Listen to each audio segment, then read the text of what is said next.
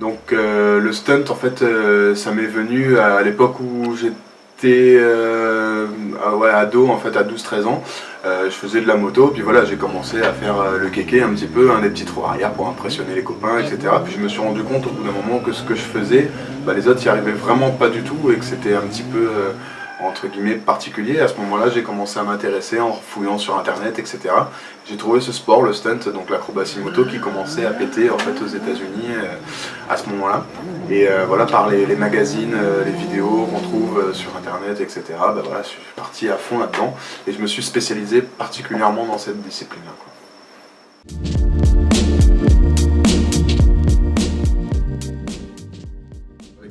Mes sponsors, on est en projet pour l'année prochaine d'essayer d'ouvrir une petite école de pilotage pour essayer de partager cette passion au maximum de monde et puis montrer que si c'est pratiqué dans des bonnes conditions, avec les bons véhicules et sans sauter les étapes, ça peut être un sport mécanique moto, on peut se faire très plaisir rapidement avec un budget mis par rapport à d'autres, la course sur circuit par exemple, à des budgets qui sont dérisoires, quoi.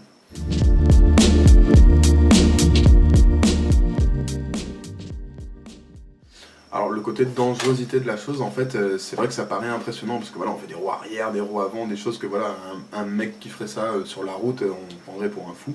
Alors qu'en fait, nous, on reste vraiment sur des endroits fermés et du coup, la plupart du temps, on est dans des évolutions qui sont quand même relativement lentes. Donc en fait, par rapport à un sport comme par exemple du cross où là, on fait des gros sauts, on prend beaucoup de vitesse, ou du circuit, on va très vite. Voilà, là, les chutes pardonnent pas. Alors qu'en stunt, bon, ça reste quand même un sport risqué quoi qu'il en soit, c'est sûr et certain. Mais si c'est pratiqué, si on pratique sur des endroits qui sont fermés, des parkings en général, avec les bonnes protections et sans sauter les étapes, c'est-à-dire en commençant avec une petite moto au début, si on prend son temps et qu'on écoute bien les conseils, les gens qui ont un peu plus d'expérience, il y a vraiment moyen de vite se faire plaisir et comme on va jamais très vite, on tombe assez souvent, on se fait des petits bobos, des petites choses, mais moi personnellement, j'ai fait du cross avant où je me suis pas mal cassé et maintenant je fais du stunt depuis plus de 2 ans et j'ai pas eu de gros... j'ai eu des accidents, des petites choses, mais rien qui emmène à l'hôpital, des fractures, des choses dans ce genre-là, alors que dans d'autres sports mécaniques, en général, la chute, ça veut dire hôpital, quoi.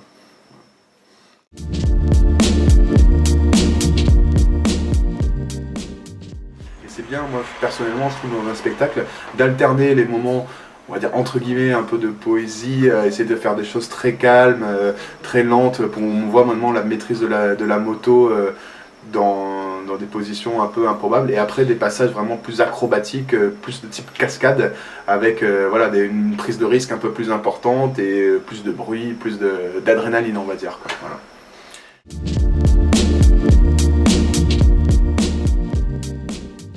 Donc le stunt, c'est un sport qui est quand même relativement jeune, ça fait une dizaine d'années que ça a commencé vraiment à se développer à l'échelle mondiale, on va dire.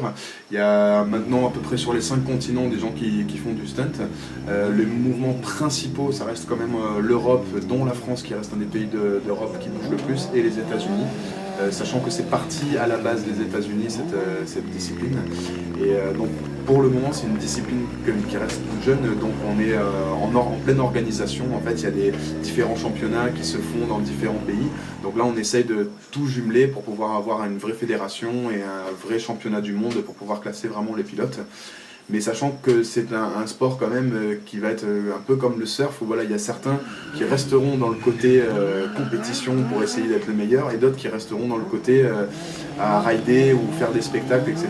Mais que dans un but de plaisir, sans vouloir essayer de se mesurer aux autres. Donc voilà. Et après il y a beaucoup de noms, de grands noms en fait, qui sont là depuis le début. Certains qui sont là depuis le tout début du stunt, qui sont un peu considérés comme des papas dans cette discipline.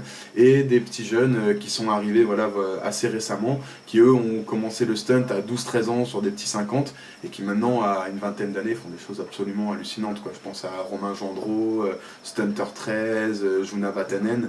C'est des mecs, ils sont tous européens, Romain Gendreau est français, et c'est des gars, c'est des extraterrestres, quoi. Il n'y a pas d'autre mot dans cette discipline, ils sont fous.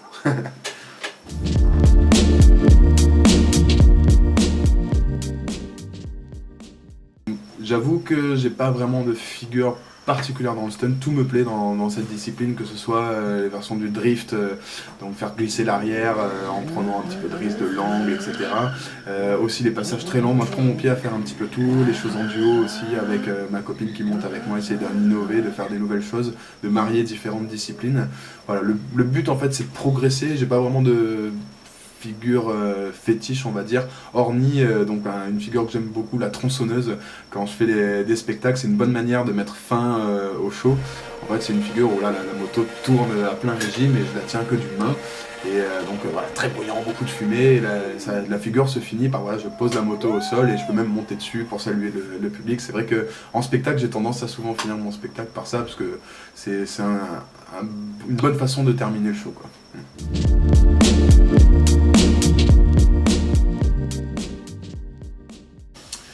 Donc voilà, après par rapport à ça, si vous voulez avoir d'autres infos ou quoi, moi j'ai ma petite page pro sur Facebook où il y a toutes les photos, les vidéos des spectacles, les entraînements, etc.